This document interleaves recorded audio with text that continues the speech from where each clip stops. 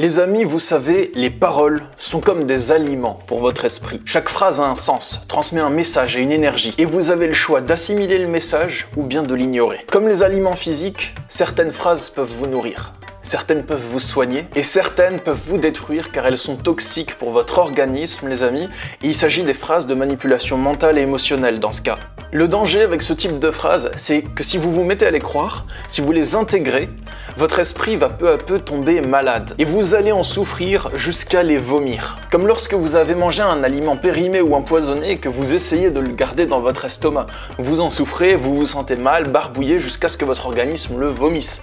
Aujourd'hui, dans cette vidéo, j'analyse 3 messages envoyés par des personnes au comportement toxique, des personnes manipulatrices ou malveillantes.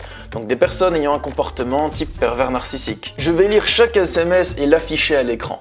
Ensuite, je vous expliquerai comment lire entre les lignes et déceler les pièges cachés dans ce type de message. Et enfin, je vous donnerai des conseils pour ne pas vous laisser manipuler et rabaisser dans votre état émotionnel et pour savoir quoi répondre lorsque un pervers narcissique vous écrit. Et dernièrement, sachez que chaque SMS m'a été partagé par un ou une abonnée. J'ai anonymisé les messages en modifiant les noms, les dates, les heures et les lieux cités. Et si vous aussi vous souhaitez me partager les SMS que vous avez reçus, je vous en dis plus en milieu de vidéo.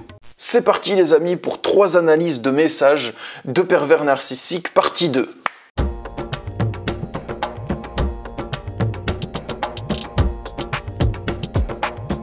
Le premier SMS m'a été partagé par Jasmine, donc oui, cette fois-ci j'ai donné des noms de princesses Disney pour anonymiser au maximum. Le contexte est le suivant. Jasmine est divorcée, mais pour discuter de la garde des enfants, elle doit entretenir un lien minimum avec le père. Mais le problème, ce sont les contradictions que comportent les messages qu'il lui envoie. Il ne communique pas normalement, elle ne sait pas comment réagir. Et vous allez voir les amis, c'est vraiment un cas d'école. Donc là, je ne vais pas vous partager seulement un seul SMS, je vais vous partager plusieurs exemples que Jasmine m'a donné par mail et qui permettent d'illustrer les contradictions. Premier mail, monsieur dit: j'ai proposé de prendre les enfants le mercredi, car leur donner un jour régulier pour me voir est important.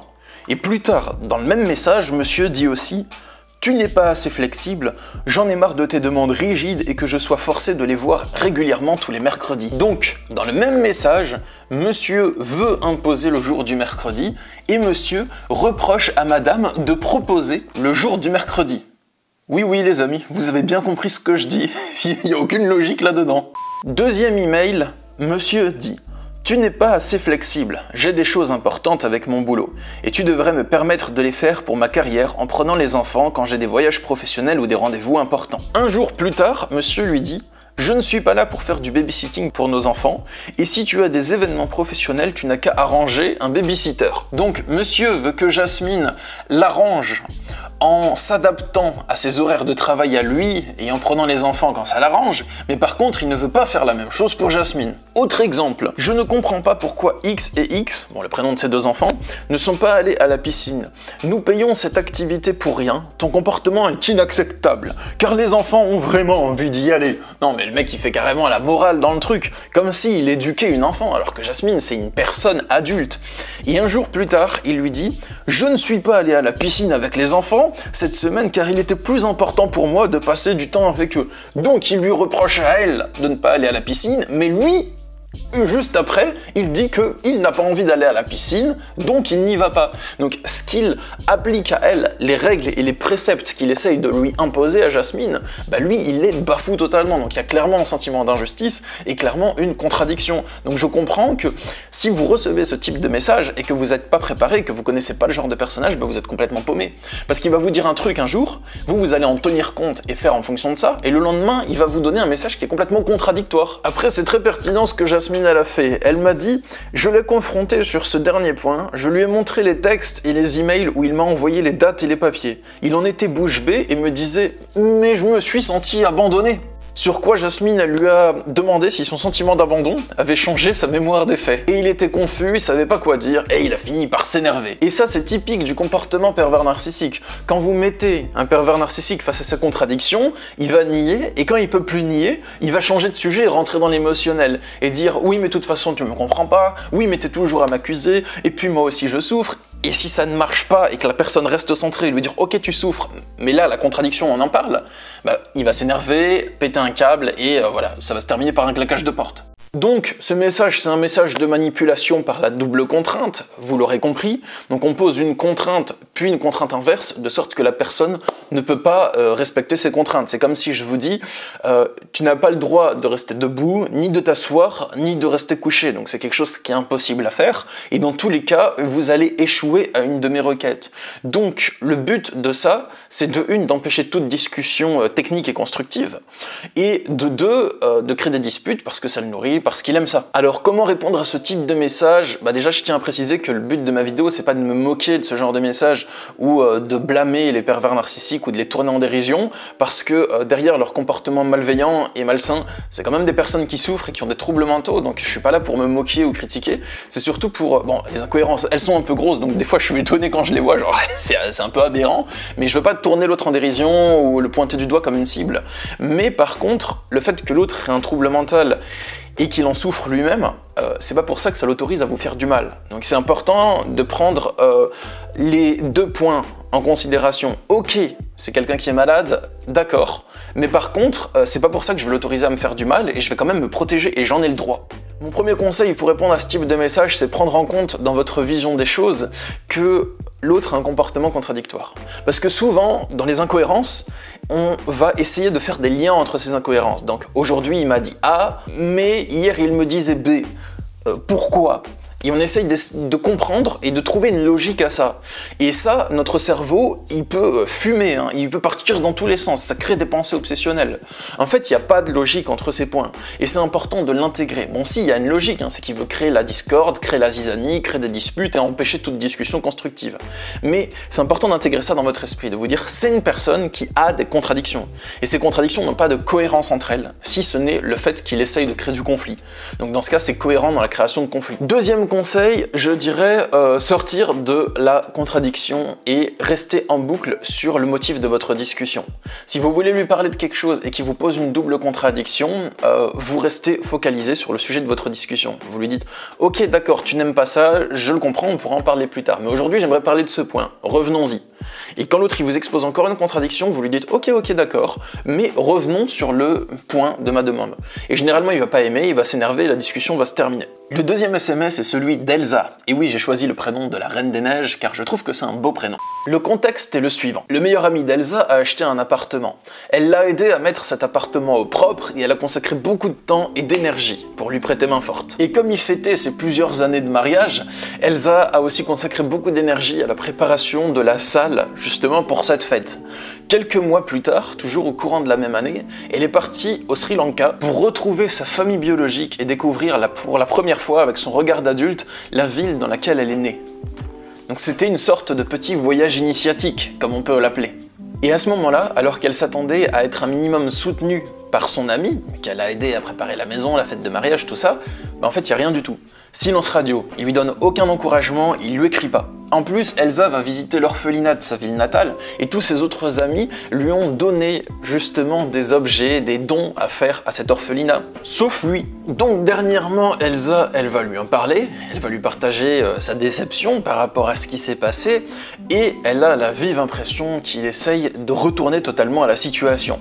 Donc elle va simplement lui partager son sentiment par rapport à son comportement, lui dire qu'elle a été déçue, et voici les messages qu'il lui envoie. Si je suis plus que triste aujourd'hui, c'est parce que je n'ai pas été l'ami que tu attendais, avec mes qualités et mes défauts. Mais, en te lisant, j'ai l'impression de n'avoir que des défauts, que tu as fait une liste, et que, à un moment, tu as choisi sans m'en parler. C'est ce qui me fait le plus mal, je crois. Je ne comprends pas. Tu n'as jamais voulu m'en parler en face, et surtout quand je me comportais comme un con à tes yeux, ce que j'aurais compris. Mais au lieu de ça, tu m'as jugé et condamné, sans me permettre de m'expliquer et ou de m'excuser. Mais cela fait-il de moi une personne odieuse, comme tu l'as décrit dans ton message? Je pensais que quand on est amis, on accepte les défauts des autres et leurs éventuelles erreurs à condition de leur faire remarquer. C'est aussi, cela me semble-t-il, la tolérance, si je ne me trompe. La même chose que tu me reproches dans ton message. Bon, les amis, je surjoue un peu, d'accord, mais je trouve que ce message, il est déjà surjoué en lui-même. Je sais pas ce que Elsa lui a écrit précisément, je sais pas sur quel ton et quel mode de communication elle a employé pour lui partager sa déception, si c'était une communication violente ou non violente. Mais par contre, pour se concentrer sur le message qu'il a envoyé, je tiens juste à vous faire un warning sur ce type de message.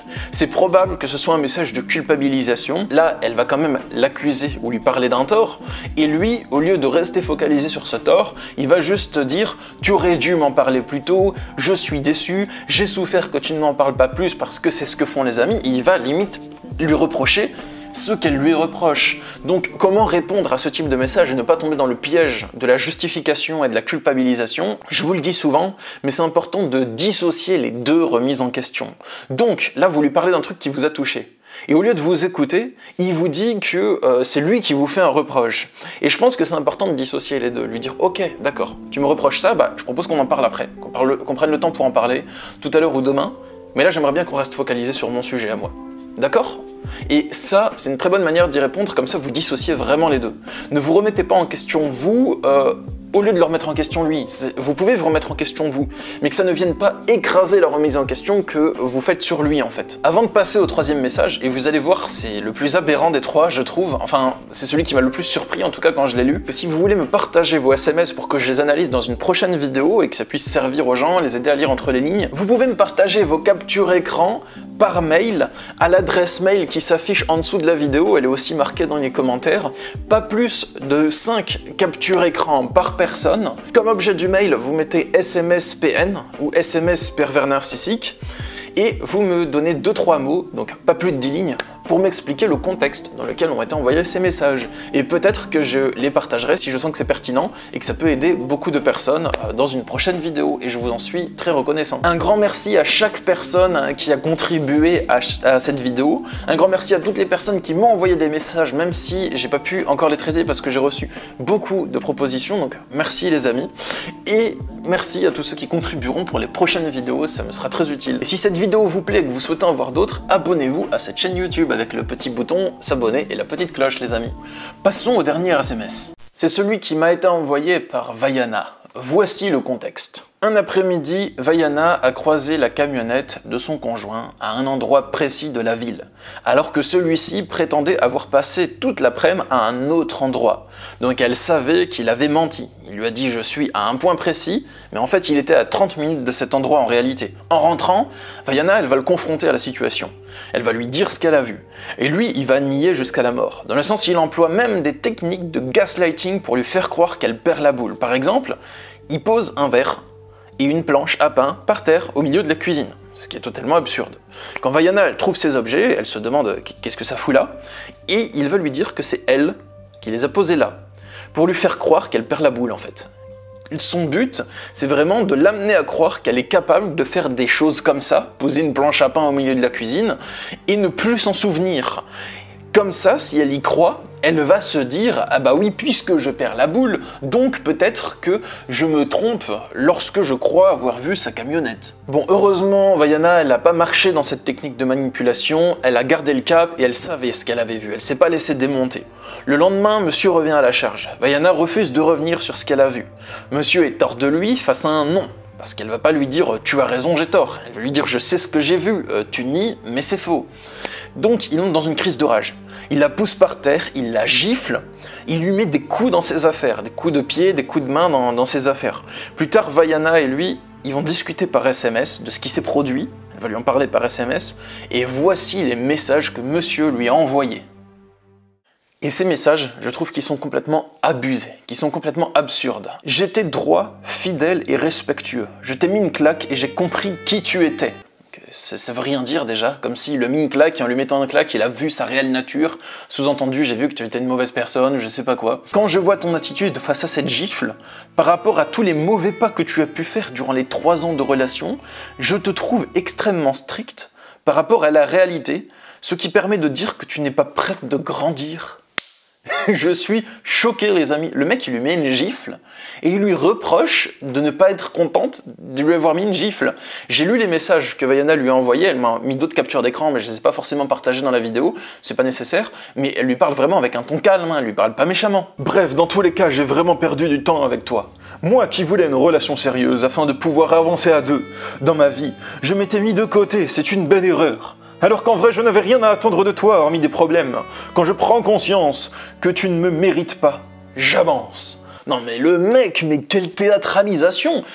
Il croit qu'on le regarde ou quoi? Est-ce qu'il croit qu'il est filmé? Bon, ben là, il y a la caméra sur lui, peut-être que c'est ce qu'il attendait. Mais est-ce qu'il croit qu'il est filmé, qu'il y a un théâtre, qu'il y a des gens qui vont l'applaudir quand il a fini son monologue ou quoi? C'est complètement ridicule ce qu'il dit. Mec, tu viens de mettre une tarte à ta meuf, excuse-toi. Toujours à la suite, il lui dit « Tu as 23 ans, il y a des choses qu'il faut que tu apprennes et j'étais là pour pouvoir te les enseigner. Cependant, tu n'étais pas à mon écoute, tu préfères douter de moi, ma fidélité. Et regarde où tu en es aujourd'hui. Est-ce que tu te sens grande? Tu n'as jamais vraiment compris mon passé. J'avais de l'espoir et c'est sur ça que je m'accrochais. Je pensais pas que c'était mon espoir le seul responsable de ma chute. Non mais c'est quoi cette tirade, les gars? Il y a un moment pour tout en vrai, t'as un moment pour faire du théâtre et écrire des monologues dithyrambiques, et il y a un moment pour s'excuser et regarder la réalité en face et parler des vraies choses de la vie en fait. Du coup, pour expliquer le problème ou le schéma de manipulation de ce message, ben en fait il y en aurait tellement à dire. De une, il renverse la situation et il l'accuse d'avoir une mauvaise réaction face à la claque qu'il vient de lui mettre. De deux, il détourne l'attention en faisant des tirades théâtrales, donc à aucun moment on lui a demandé de faire tout ça, on parle d'une claque là en fait. Et il y a un problème en fait, vous voyez. De trois, il te fait des pavés, des tartines de texte qui ne servent strictement à rien, et il renverse la situation en disant que c'est lui qui est déçu et lui qui perd son temps, alors que c'est lui qui, de une, a menti à sa meuf la veille, enfin son ex maintenant, et de deux, qui lui a mis une claque, et de trois, qui s'excuse pas, ou du moins, peut-être il a marmonné, je m'excuse à un moment ou à un autre, mais là c'est pas des messages d'excuses ou de quelqu'un qui regrette. Comment répondre à ce type de message? Bah les amis, c'est plus facile à dire qu'à faire, mais moi ma réponse ce serait pas par des mots, ce serait par des actes, par une rupture. C'est ce que je pourrais conseiller face à ce genre de personnage. Si cette vidéo vous a plu, dites-le moi dans les commentaires. Comme ça me fera plaisir de le savoir et je vous ferai d'autres vidéos sur le même sujet, enfin sur le même format parce que j'ai remarqué que ce format vous plaît bien. J'espère que vous avez préféré cette vidéo à la première partie parce que je l'ai mieux travaillée, j'ai fait en sorte qu'elle soit plus rythmée, plus soutenue et plus intéressante. Moi je vous dis à bientôt pour de prochaines vidéos. Ah oui, et une dernière chose, si vous souhaitez vivre une belle expérience et une belle aventure, les amis, avec moi, je propose des retraites spirituelles. Je propose des retraites en France, dans le désert marocain, prochainement à Bali. Et oui, parce que au matin où je tourne cette vidéo, j'ai reçu un mail d'un centre de retraite de Bali qui m'a dit que les frontières de Bali réouvrent. Donc, je sais pas quand, mais je vais bientôt aller voyager pour vraiment voir ce centre de retraite et trouver le meilleur centre pour vous. Et ensuite, j'organiserai une retraite là-bas. Donc, si vous voulez, en attendant, il y a déjà des retraites prévues en France, prévu dans le désert. En France, j'en ai une que je vais co-animer avec Noélia. On va faire tout un côté spirituel, chamanique, si on peut dire, avec cérémonie du cacao sacré, sonothérapie au bol tibétain. Enfin voilà, ça va être super cool, ça va être un bon moment de reconnexion à soi. Ça, c'est en fin mars, début avril. Après, on va partir dans le désert en mai. Retraite dans le désert marocain, marche nomade, dodo à la belle étoile. On va faire aussi plein d'ateliers liés au développement personnel. Et ensuite, il y a ma retraite que j'anime tout seul en juin. Donc c'est mon format classique que j'adore faire. Et dessus, on va faire sophrologie, méditation japa, coaching en développement personnel. Et ça, c'est en France, toujours proche de Toulouse. Donc il y a le lien dans la description si vous voulez checker ça. Pour la première retraite, il reste 3 places. La retraite du désert, il reste 1 ou 2 places. Et la dernière retraite, il va rester 4 places pour le moment. Donc voilà, si vous voulez vous inscrire, vous êtes les bienvenus. Moi, je vous dis à bientôt, prenez soin de vous, et à la semaine prochaine pour une prochaine vidéo. Au revoir.